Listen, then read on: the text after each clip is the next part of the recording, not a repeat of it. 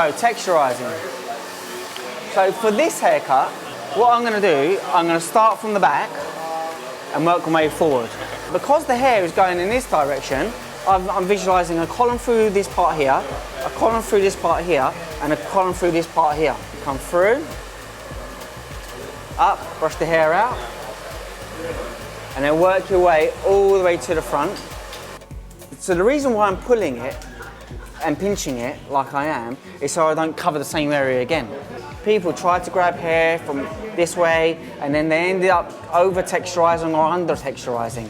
Where if you take it more methodically and you have a starting point and a finishing point, then you'll have a more even distribution of weight from when you texturize. And again, adjust your scissors to the right angle that the hair's coming out. So you're going into the root instead of going through and taking a big chunk out, yeah?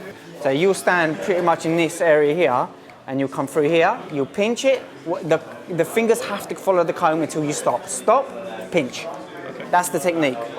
I showed Stuart how to texturize going in the same direction as the hair's growing out. What I taught him how to do was take a slither rather than a load of hair at the same time. Once I showed him how to do that, he repeated what I showed him and took the right amount of weight out of the hair, and now he's ready to style up the gentleman and let him go.